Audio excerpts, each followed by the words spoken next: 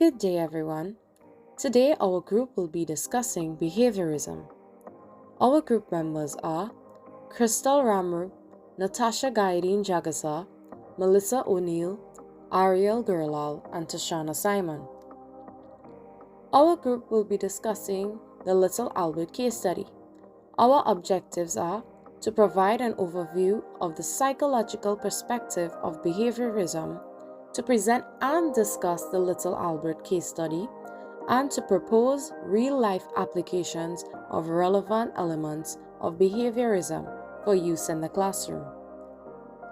So let's look at an overview of our case study. Behaviorism. The what and who of behaviorism.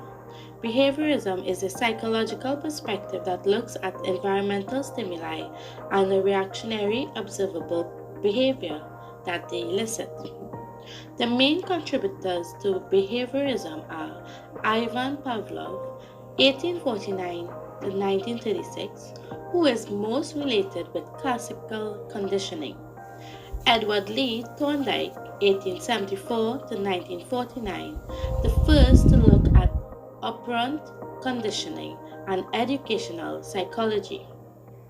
John Brodus Watson, 1878 to 1958, the one responsible for the focus on empiricism and the Little Albert case study, as well as Brohus Frederick Skinner, 1904 to 1990, who is most associated with operant conditioning. Main concepts. Classical conditioning.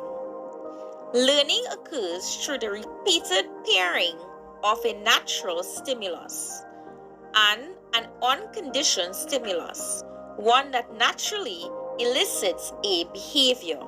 Classical conditioning. Law of contiguity. When two things or events follow closely together in time and or space, they become associated with each other. The more times they occur together, the stronger the association formed. Operant conditioning. Learning occurs through the repeated association of a certain behavior and a resultant reward or punishment. Operant conditioning. Behavior is impacted by what happens before and after. Operant conditioning. Shaping a method of encouraging a wanted behavior by rewarding precursory behaviors to it. A chicken was taught how to dance in a step-by-step process using shaping. Thorndike, pertinent laws. Law of effects. The strength or weaknesses of an association depends on whether or not the consequence is desirable or adversive. Law of exercise. The more a stimulus response association is repeated, the longer it will be retained. Laws of use and disuse. If an association is practiced, it gets stronger. If it is not, it gets weaker. Law of readiness.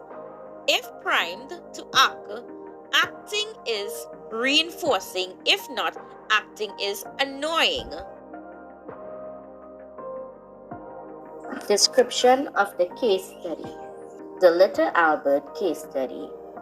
A 9-month-old male infant was introduced to a white rat. He showed no fear at first. Researchers then followed the appearance of the white rat by the banging noise of a hammer hitting a steel bar. He cried and tried to crawl away from the loud noise. After multiple pairings of presenting the white rat and banging of the steel bar with the hammer, Little Albert began to cry and tried to crawl away from the white rat, even when it appeared on its own. So as the diagram shows, when the rat was placed in front of the baby, there was no response. They then proceeded with the loud noise. The baby responded with fear.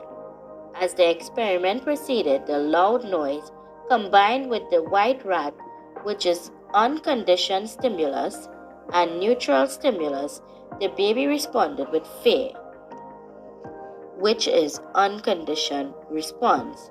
At the end of the experiment, the white rat was presented to the baby. It resulted in fear response even though the loud noise was not present. The baby reacted in fear, which was conditioned.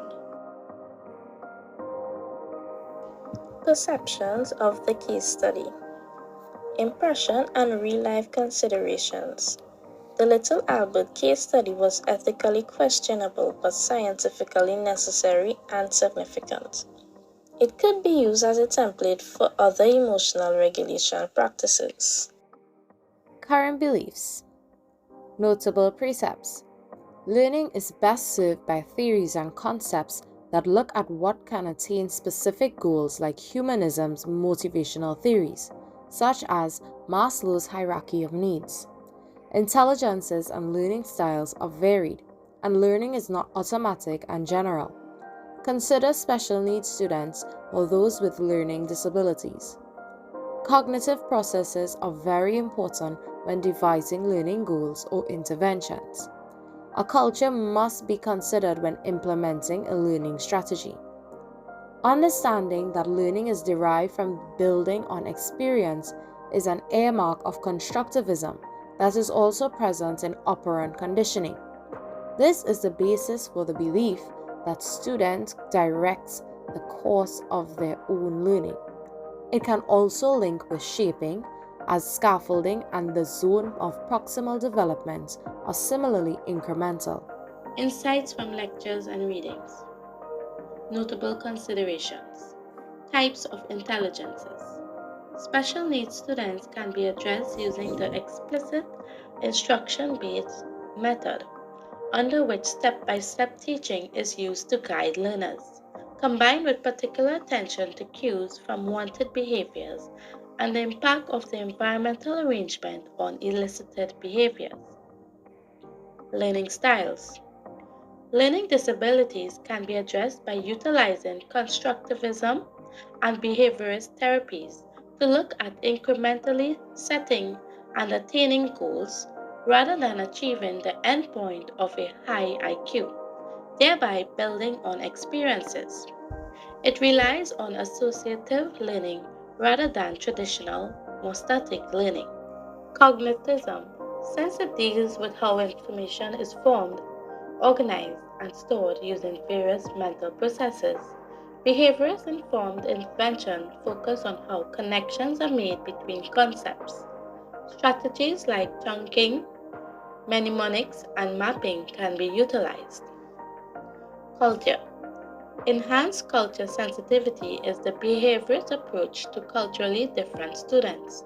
Thus, what is defined as acceptable behavior and what is thought of as a desirable reinforcer are considered in relation to the student's cultural inclinations.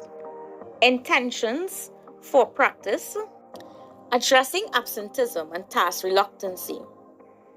Based on classical conditioning and emotional response modification.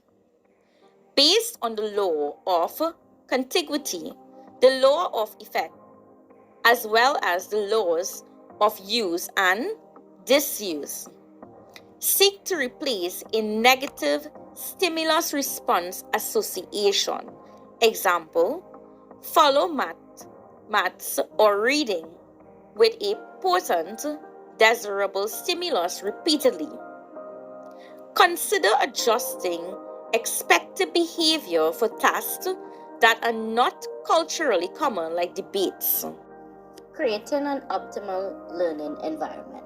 Based on classical conditioning and emotional response modification, based on the law of contiguity and the law of effect, seek to provide a warm, responsive, and safe environment for learning that has fun activities and instruction methods. Consider special needs students and the type of cues needed to elicit expected behaviors from them. addressing high-stakes testing based on classical conditioning and emotional response modification, based on the law of contiguity, the law of effect, the laws of use and disuse, as well as the law of exercise. Seek to replace tension and perceived inability by creating a new association and implementing step-by-step goal-focused assessments, especially for those with learning disabilities. Consider cognitive avenues for enhanced retention leading up to the summative assessment. Meeting students where they are. Based on classical conditioning and emotional response modification, based on the law of contiguity, the law of effect, as well as the law of readiness. Seek to base instruction and assessment on cues from students regarding their preparedness and ability to perform rather than plans handed down from the top. Consider applying step-by-step, incremental instructions paired with highlighting connection to address gaps in learning, especially for special needs students and those with learning disabilities. As we conclude, value to students and society. By addressing the related issues that underline the preceding classroom applications of behaviorism, the perspective is providing a solution to current and concerning problems of underperformance in the realm of academics. Thank you so much for listening.